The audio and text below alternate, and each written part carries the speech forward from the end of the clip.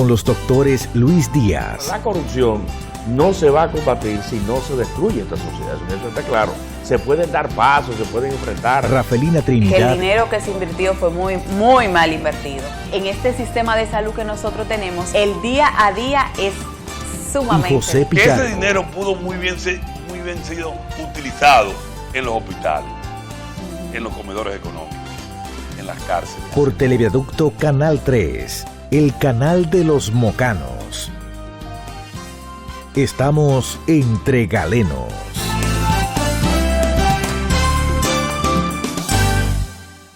Buenas noches, amigos televidentes.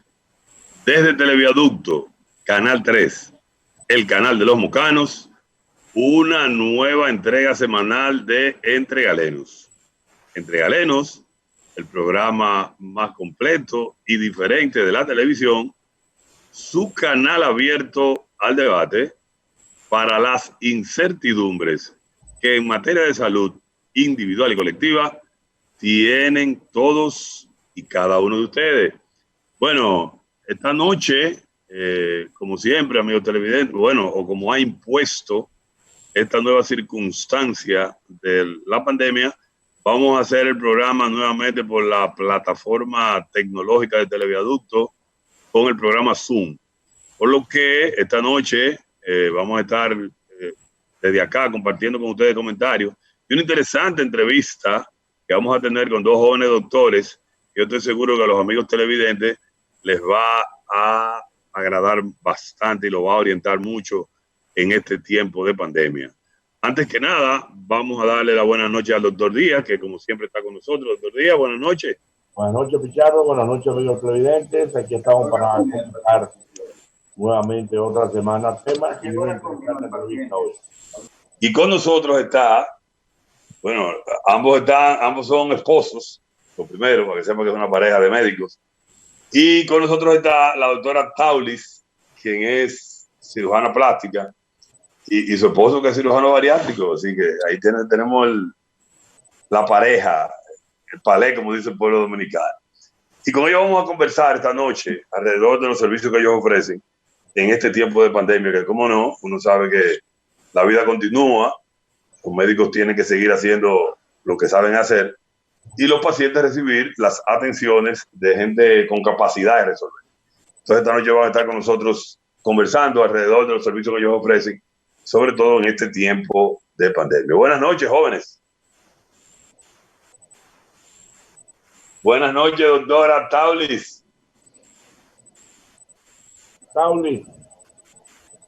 Buenas noches. Buenas noches. Gracias por la invitación. Ya. ¿No están oyendo bien, José y Taulis? Sí, le escuchamos perfectamente, doctor. Entrecortado, pero sí.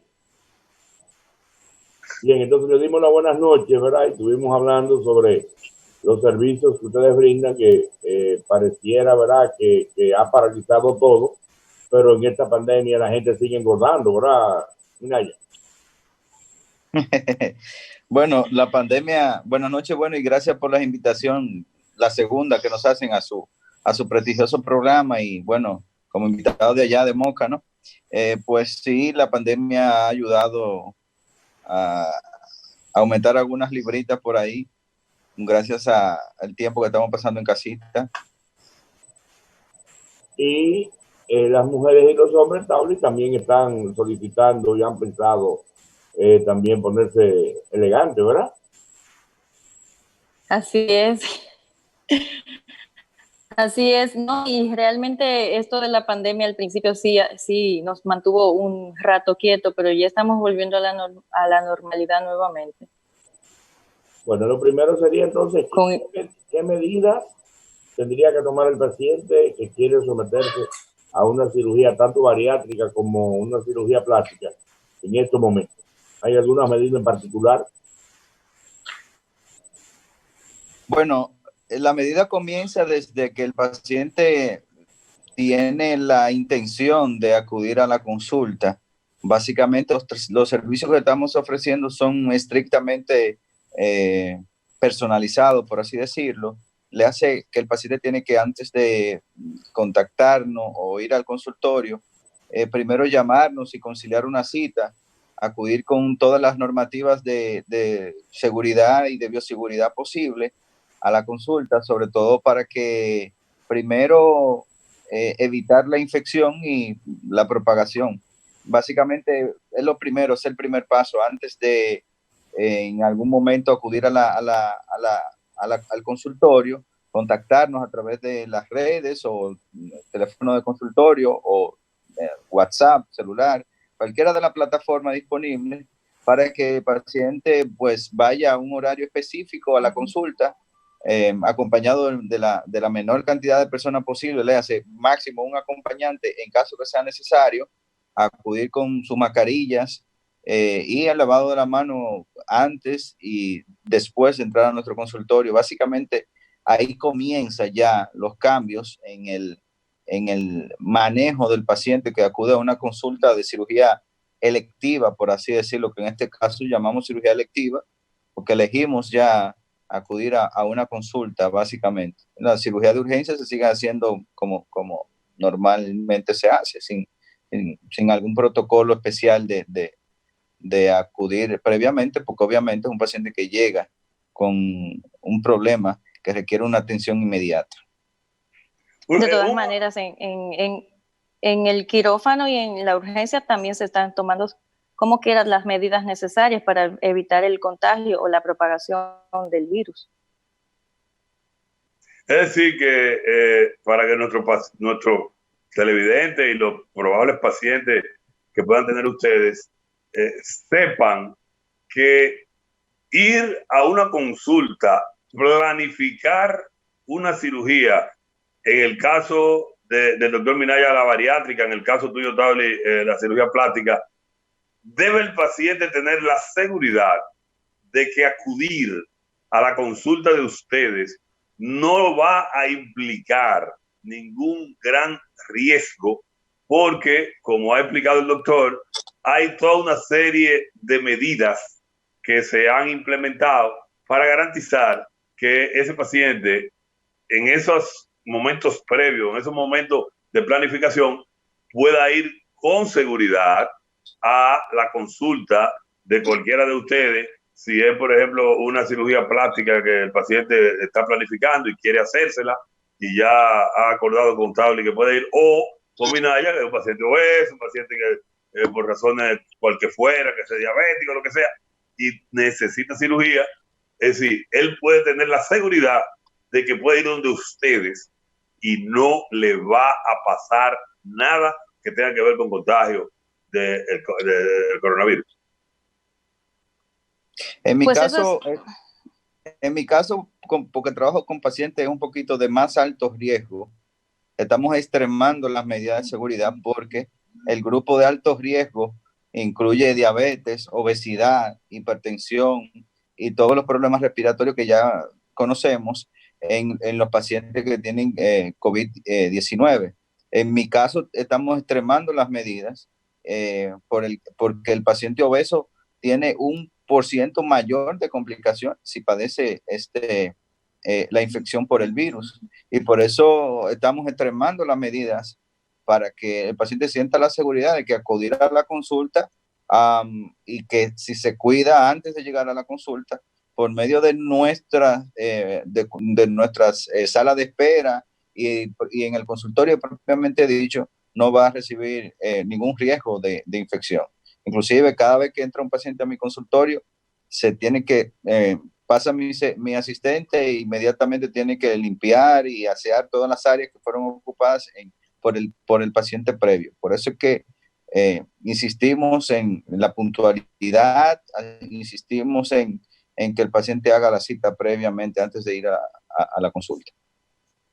Y lo que se está haciendo es espaciando más el tiempo para que no tenga que esperar en la sala de espera, no hayan pacientes esperando, y se le da un tiempo más prolongado entre una consulta y otra para el proceso de desinfección, etcétera. Perfecto. Bueno, eso es importante que la gente sepa eso, porque uno de los grandes temores que albergan los pacientes hoy en día, y te lo digo porque incluso en la misma práctica de los clínicos hemos visto, es que el paciente tiene un cierto temor a que el acudir al médico implique algún riesgo de contagio. Lógicamente, los clínicos han logrado hasta cierto punto, entre comillas, solucionar eso con telemedicina en muchos casos, pero en lo quirúrgico eso está más difícil, porque la telemedicina, como ustedes pueden aplicar para dar algún seguimiento, algunos consejos, pero ya para el acto quirúrgico sí, eso, y la cura y todo lo demás, y tengo que ver cómo está evolucionando la cirugía, eso ahí no hay forma, eso ahí hay que poner mano. Hay que poner manos, es medicina presencial, es decir que por ese lado, yo sé que para ustedes es un poquito más incómodo, pero pienso que con esas medidas que ustedes están implementando y que se han visto como eficaces en toda parte del mundo, pues yo creo que los pacientes pueden sentir que con ustedes van con seguridad, van con mucha seguridad, vamos a decirlo así. Porque una cosa que uno ha comentado entre nosotros los médicos es que ciertamente el COVID, o sea, el coronavirus que provoca la enfermedad, nos ha sorprendido a todos por la forma tan fácil, vamos a decirlo así, cuando tú lo comparas con otros virus, como él se contagia. Pero tampoco no es un virus inteligente, de que si tú tomas todas las medidas, él como quiera la va a burlar, la cosa no es así. Es decir, con medidas adecuadas se ha visto claramente que si se cumplen esos protocolos es muy difícil que un paciente o un médico o alguien pueda contagiarse con el coronavirus si se siguen estrictamente estos protocolos que ustedes están señalando, por lo cual los pacientes creo que deben de imbuirse de seguridad cuando vayan a consultarse con ustedes. Y eso creo que es importante enfatizarlo, porque yo sé que eso genera mucho temor en los pacientes y eso.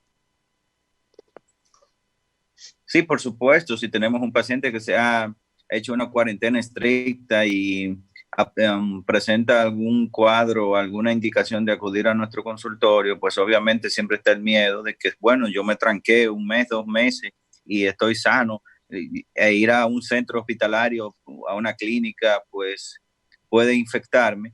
Pues en los centros médicos se han instalado todo un protocolo nuevo para la atención a los pacientes y ya la entrada es controlada, el paciente se le toman las temperaturas antes de entrar al centro, y como le había mencionado, con una asistencia puntual a la consulta o a la cita del paciente, pues se disminuye muchísimo lo que es la aglomeración y con eso podemos controlar bastante lo que puede ser la propagación. Lo más importante es que el paciente se sienta que se le puede brindar una gran seguridad al momento de acudir a la consulta. Mira ya, las cirugías bariátricas cada día son más frecuentes, son procedimientos que aunque son invasivos, ¿verdad? No son inocuos, pero tampoco que ya no es una cirugía que pone en peligro, no es una mayor cirugía sin desacreditarla, pero no es una moda. Yo creo que siempre hay que seguir insistiendo en que la cirugía bariátrica no es una moda y que amerita de un equipo. Yo quiero que nuevamente hablemos sobre eso para que la gente entienda es que yo estoy gordo, quiero ponerme figura y me voy a hacer una bariátrica. No, realmente usted tiene toda la razón. Realmente la cirugía bariátrica, cada vez que se realiza con los mayores estándares de seguridad, pues brinda al paciente una calidad de vida increíble. Bueno, la alegría que siente el equipo cuando un paciente le escribe y entre lágrimas le dicen a uno que, bueno, que son nuevas personas, te hace entender que la cirugía bariátrica no es algo que es una moda que viene para déjame yo perder 20 libras, 30 libras. Es increíble cómo los pacientes cambian sus enfermedades crónicas degenerativas, le hace diabetes e hipertensión. Los efectos que tiene sobre la diabetes y sobre la hipertensión, la cirugía bariátrica, son archiconocidos, pero cada día se van descubriendo nuevos beneficios. Hay que entender de una vez por todas que la obesidad es una enfermedad crónica, es un estado inflamatorio y que provoca en el paciente una gran cantidad de factores que lo predisponen a padecer enfermedades que son letales. la diabetes, la hipertensión, una gran cantidad de cánceres, la dislipidemia, la cirrosis hepática, enfermedades hormonales. Así que el síndrome metabólico como tal, es decir, que la obesidad no es como se veía antes. Ay, mira, qué muchachito más bonito, sí, gordito. Ya es un problema de salud pública. Y la mayor parte de los países industrializados, ya del primer mundo, como se llaman, ¿no? Tienen un problema serio con esto. Ahí está el ejemplo palpable. En Estados Unidos ahora las mayores cantidades de complicaciones suceden en pacientes que tienen obesidad y que por ende tienen diabetes y tienen hipertensión. Y si se infectan por coronavirus, la tasa de letalidad aumenta drásticamente. El México estaba pasando ahora mismo por un problema seriosísimo con el coronavirus, porque ellos tienen una alta tasa de obesidad y bueno, las complicaciones que tienen ellos ahora mismo por la infección por el virus, pues es sumamente alta. Precisamente por eso, porque los pacientes están obesos, son hipertensos, son diabéticos, tienen un inmunocompromiso, es decir, sus defensas están involucradas seriamente y no tienen cómo paliar la situación que tiene ahora mismo. Entonces, tenemos que entender de una vez por todas que la obesidad es una enfermedad muy seria y que el abordaje de una enfermedad tan seria requiere de un compromiso, primero, del paciente y segundo, de un equipo que lo integre, no solamente yo, porque como yo le explico a los pacientes en la consulta, yo lo único que hago es operarlo y la cirugía te dura 45 minutos, 1 hora. Yo no puedo cambiarle la vida a una persona en 45 minutos o una hora en un quirófano. El inicio del cambio del estilo de vida, ahí es donde el paciente asume el compromiso de cambiar de forma mediata sus hábitos. Es decir, no una enfermedad como la obesidad, que tiene un paciente 5, 10, 15 años acumulando, no podemos intentar resolverla en 2 meses, 1 mes, 3 meses.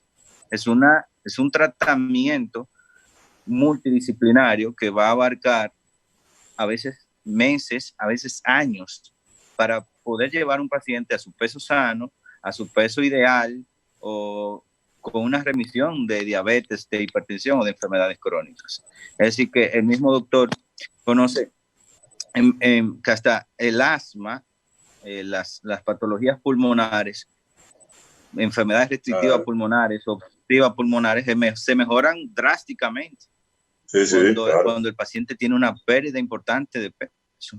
La apnea del sueño es una de ellas. Y por ende, obviamente, los efectos que ahora tienen los pacientes obesos cuando son infectados por el virus la tasa de letalidad a veces se triplica y se cuadruplica en estos pacientes. Solamente ya hablando del tiempo que estamos viviendo ahora con la enfermedad actual, con la pandemia, ¿no? Bien.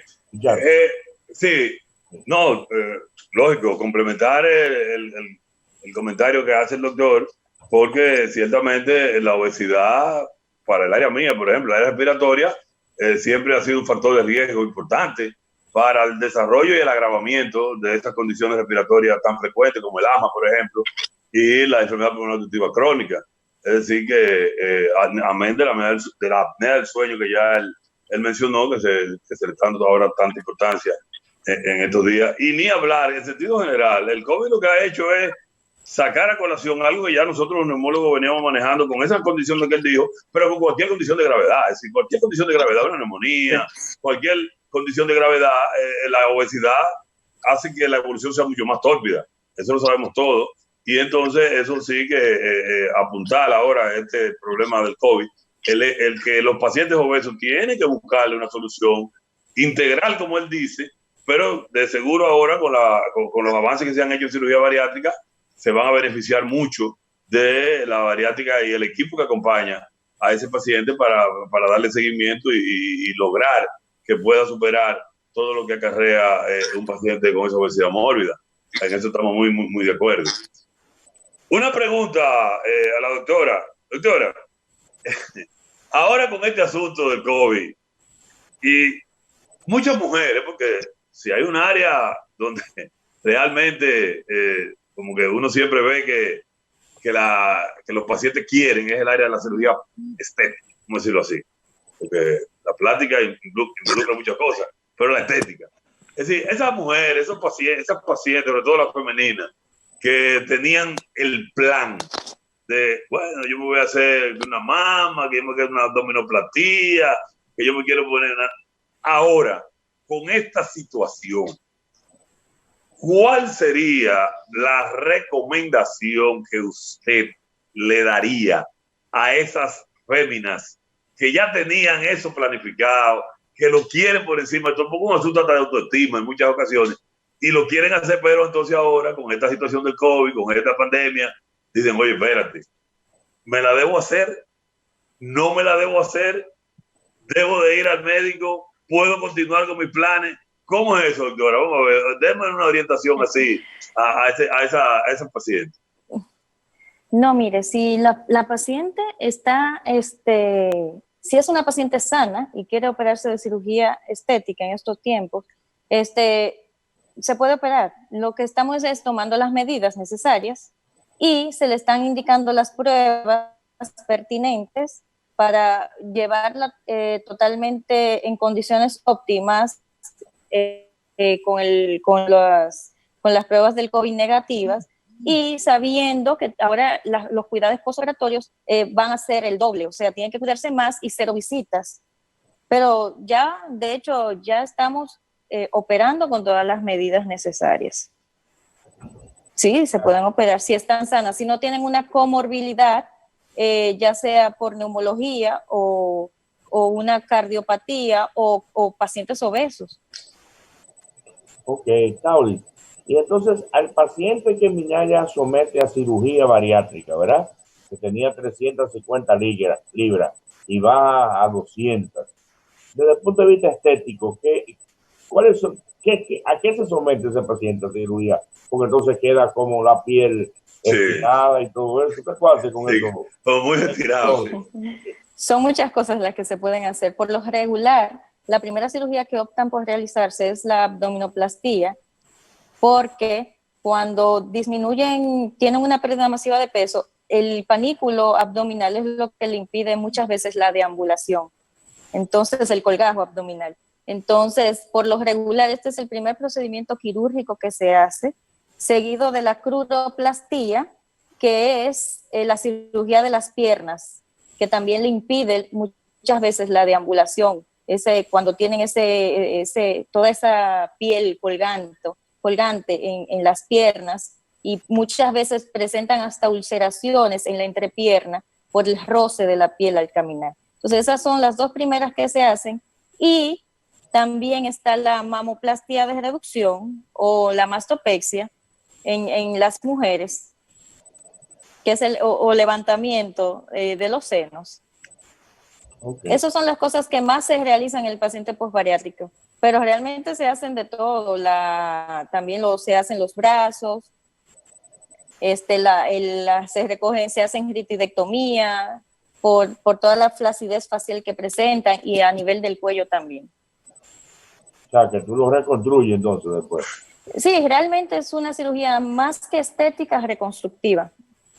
Pero no se hacen todas en un solo tiempo. Eso se tarda varios años, porque eso hay que ir por pasos. Correcto.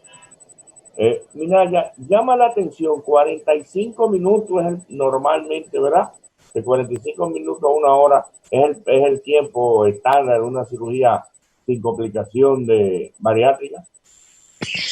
Sí, sabe que siempre el tiempo es relativo, siempre depende de cada paciente. Un paciente que tenemos con superobesidad, pues se puede tomar un poquito más de tiempo. Básicamente,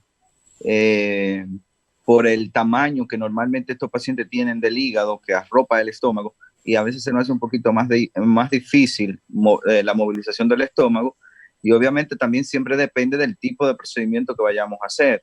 Obviamente aquí en República Dominicana el procedimiento que más se realiza es la manga gástrica.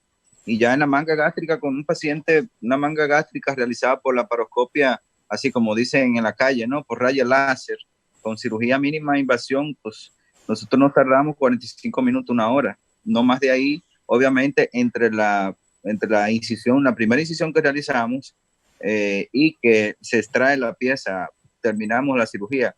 Siempre hay un proceso previo de preparación del paciente, de la anestesia y eso, que obviamente en el tiempo que el paciente entra al quirófano y sale, pues se ve un poquito más, pero el procedimiento como tal, gracias a los avances de la tecnología realmente impresionante en los últimos años, la seguridad de la cirugía y el tiempo quirúrgico se han acortado bastante, porque ya contamos con tecnología de punta en cuanto al tratamiento laparoscópico de la mayor parte de las patologías, y obviamente la cirugía bariátrica se ha beneficiado grandemente de la cirugía laparoscópica o de la cirugía de mínima invasión. No es lo mismo hacer una incisión en un paciente de 10, 15, 20 centímetros para abordar el estómago, a que yo le hago una incisión de milímetros y entrar a una cámara y trabajar ahí. El paciente y la recuperación son muy mejores que en la cirugía abierta. Las ventajas son del cielo a la tierra, por así decirlo. Y la tecnología nos ayuda cada día más. La evolución es constante. Una pregunta a ustedes los quirúrgicos, porque ustedes los tres son quirúrgicos. Entonces, ya la cirugía, esa cirugía abierta, eso está mandado a la historia. O sea, ya eso... Por decirle algo, cuando a mí se me acerca un paciente, por ejemplo, para hacerse una cirugía de colecistectomía, que es una de las cirugías que más frecuentemente nosotros hacemos, la cirugía de colecistectomía antes se realizaba muchas veces de forma abierta. Y el paciente me pide que se la haga de forma abierta. Yo hago todo lo posible por convencerlo de que se la haga por vía laparoscópica. Porque es que las ventajas que tiene la vía laparoscópica son impresionantes, a diferencia de la vía abierta. Yo opero a un paciente de una manga gástrica o de un bypass gástrico, y a la hora del paciente llegar a su habitación, a las 2 horas, tiene que pararse a caminar. Antes el paciente se quedaba postrado 12 horas. Claro. De un día para otro, y se le decía al paciente, no puede comer hasta 3 días después.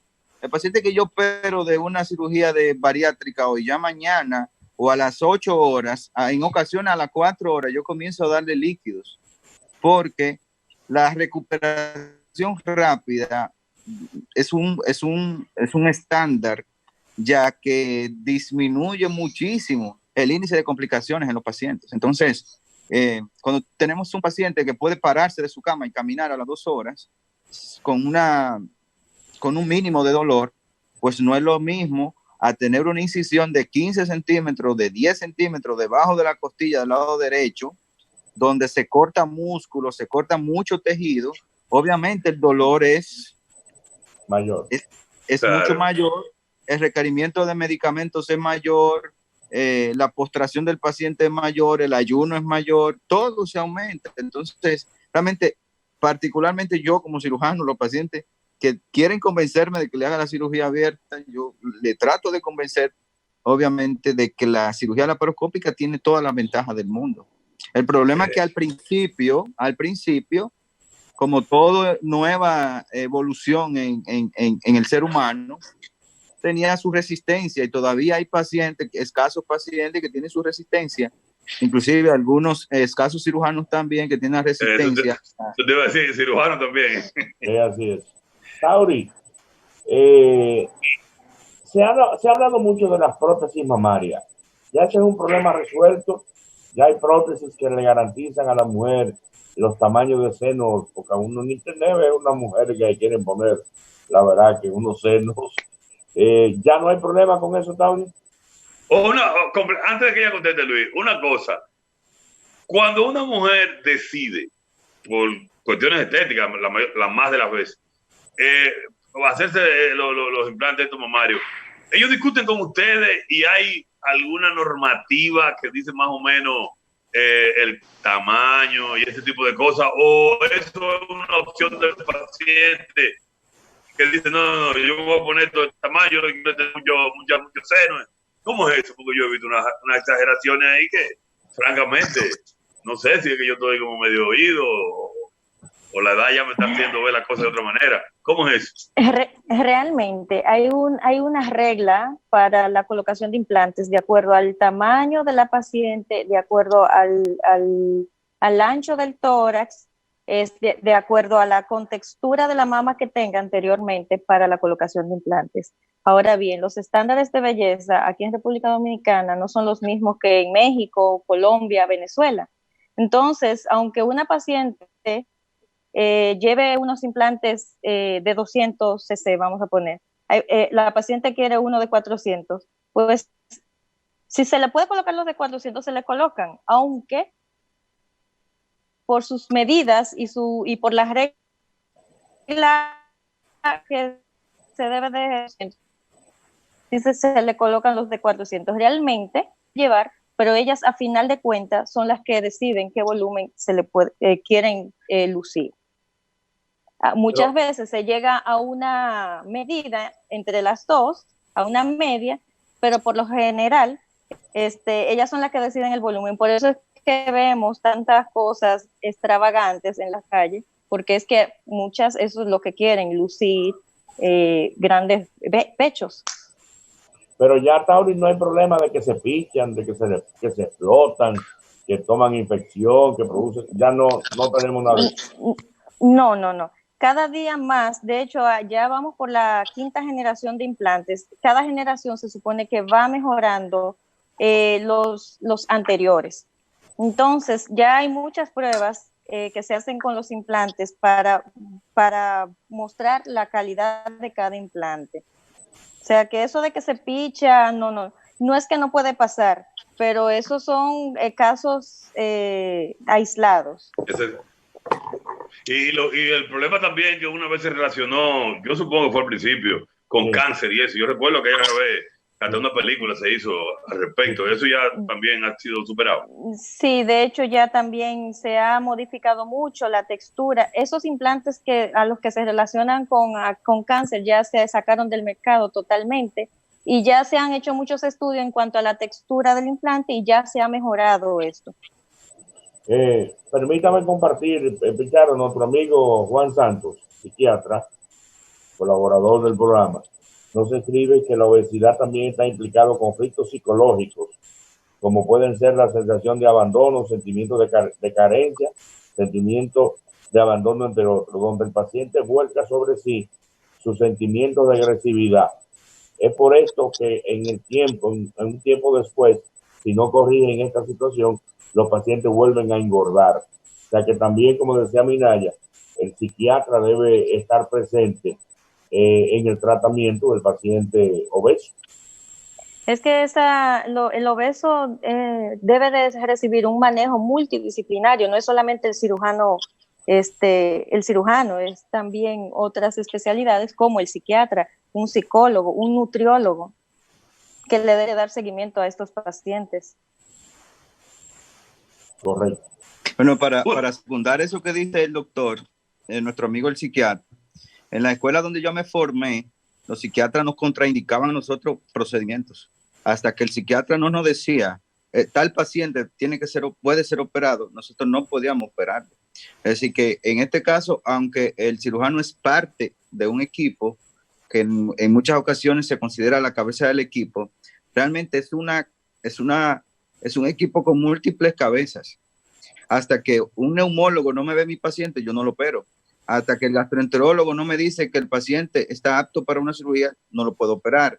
Si el cardiólogo lo ve y no me dice que el paciente está apto para una cirugía, no se puede operar. Y uno de los más importantes es el psiquiatra y el psicólogo. Casi el que se sienta a conversar con un paciente que tiene obesidad mórbida entiende que casi en la mayor parte de los casos, por encima del 95%, hay un factor desencadenante que tiende a ser un precipitante a la obesidad, una separación, la muerte de su mamá, su papá, se le murió una hija. Siempre hay un factor que desencadena que el paciente, en vez de acudir a las drogas, al alcohol como lo hacen otros, al suicidio como lo hacen otros, intenta refugiarse en la comida y desarrolla muchos trastornos de la conducta alimentaria y lo lleva a la obesidad. Inclusive ven en la comida su refugio, su amigo, su salvación. Y por eso que el paciente despegarlo de esos hábitos siempre requiere tiempo. Por eso dije que un hábito que tiene un paciente de 5 años, 10 años, yo no lo puedo quitárselo en una semana, 2 semanas, 2 horas que dura una cirugía. Y lamentablemente en nuestro país, eso es lo que pasa. Cuando usted viene e intenta hacer una cirugía, como nos enseñaron en la universidad, en la UNAM, en mi caso, en el hospital donde me formé, que yo quería que me lo vieran así, por paso, todos los especialistas. El paciente se desespera y va donde otro cirujano y lo operan en 2 horas. Aquí hay centros donde el paciente llega en la mañana y en la noche lo operan. Y al otro día o a los 2 días el paciente se va. Entonces, al final yo vi como 10, 15 consultas y los pacientes no se estaban operando ninguno. ¿Y por qué pasa? Entonces, hay que modificar ciertas, pero entiendo que es un problema de base y de formación. La semana pasada yo consulté a un paciente que tenía casi 430 libras, que ya se iba a operar con otro cirujano. Yo le dije, no, pues si te va a operar, te puedes ir. Pero es un paciente que tiene que someterse necesariamente a un protocolo de estudios. Yo no hago nada con operarlo y que baje 130 libras, se quede con 250 libras y a los 2 años venga con la misma 400 libras. Entonces, se desacredita. Exactamente. Sí, sí. Entonces, se desacredita la cirugía bariátrica. El asunto es el abordaje del paciente, porque la cirugía como tal tiene los límites de seguridad altísimos. O sea, la cirugía bariátrica en manos expertas es una de las cirugías más frecuentemente realizada por vía laparoscópica ya en la actualidad. Inclusive en Estados Unidos hay un estudio famoso comparando que las complicaciones que se presentan en la colecistectomía, es decir, en la cirugía de vesícula, es más alta que la cirugía bariátrica en Estados Unidos. Entonces, el problema es que es una cirugía que paga en efectivo, que el paciente acude a buscar una solución a un problema. La obesidad es una industria, hay que entenderlo. La obesidad es una industria que mueve miles de millones de pesos, de dólares. Miles de millones de dólares. Entonces, inclusive yo leí un estudio una vez que estaba entre el segundo y el tercer lugar. Por eso nosotros prendemos la televisión y en los comerciales lo que vemos es comida. Es una industria. Sí. Entonces, es peleando contra una industria que gana miles de millones. Y por eso Estados Unidos tiene 35% de pacientes obesos.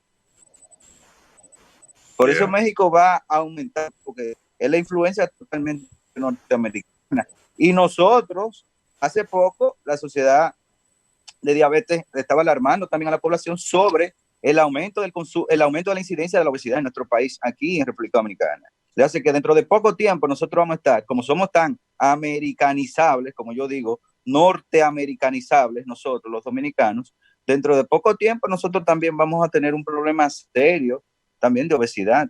Y si no, basta una mirada en el público y ya dentro de poco vamos a comenzar a verlo, a palparlo, por así decirlo. Entonces, totalmente de acuerdo que es un abordaje que tiene que ser múltiple, necesariamente.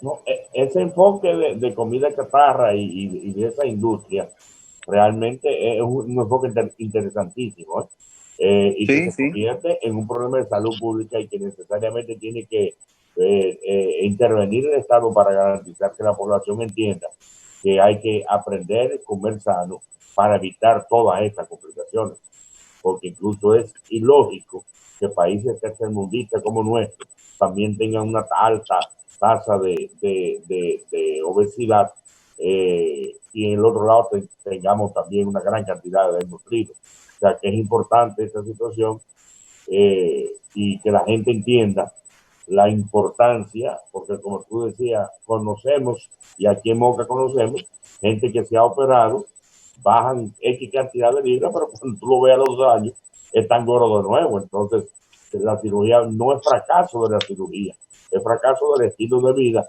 y de no haber llevado un tratamiento adecuado. Sí, por supuesto. No es que la cirugía fracasa, es que el paciente no cambió sus hábitos, porque es que la cirugía no cura la obesidad. O sea, la cirugía es un bastón que le va a ayudar al paciente en un momento determinado. Pero si el paciente, aunque lo que describen como fracaso de la cirugía, es que el paciente perdió 120, 130, 150 libras y la recuperó, como quiera, ni siquiera es un fracaso. Si el paciente no se hubiese operado, en vez de él tener el mismo peso que tenía antes de operarse, ese peso lo tuviera de más. Si se operó con 400 libras, llegó a 300 y el paciente 2 años después tiene de nuevo las 400 libras. Si no se hubiese operado, tuviera 500. Sí. Aunque es una forma muy optimista de ver el fracaso. Sí. Es una forma optimista de yo defender mi posición. Pero tiene lógica. Sí. Así es. Bueno, señores, la verdad que interesante. Se ha hecho el conversatorio con esta pareja de cirujano y de esposo que nos han traído luz, vamos a decirlo así, en este tiempo de pandemia, alrededor de cuestiones que tienen que ver con sus áreas de cirugía y que orientan bastante a los pacientes que tienen estos problemas. El tiempo en televisión, usted sabe que es un tirano, ese sí que no perdona. Y ya entonces el tiempo está encima de nosotros.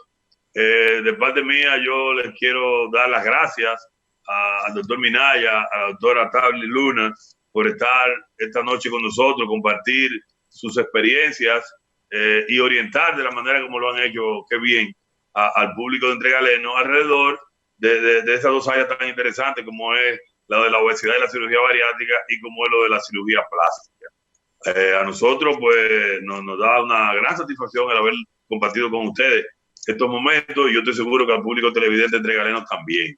Quedará pendiente alguna otra invitación. Claro, recordar que ambos están en el staff médico del Instituto de Especialidades Médicas, ¿de acuerdo? Mediante pueden hacer su cita para consultar con ellos también cualquier inquietud que tengan. Muy bien, bueno, pues ya ustedes lo saben, están en el Instituto de Especialidades Médicas. Muchas gracias por la invitación. Bueno, a todos ustedes. Siempre un gusto compartir con ustedes. Y con nosotros también. Bueno, amigos televidentes, a todos ustedes, gracias por estar con nosotros. Y el próximo sábado, a partir de las 7, vamos a vernos nuevamente en otra cita con el programa Entre Galenos. Buenas noches.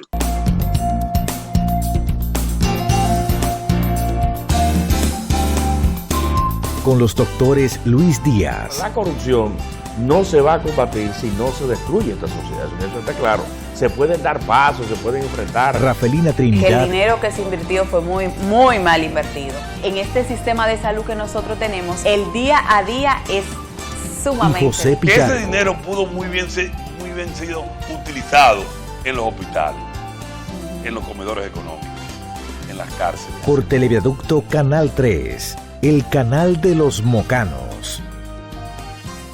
Estamos Entre Galenos.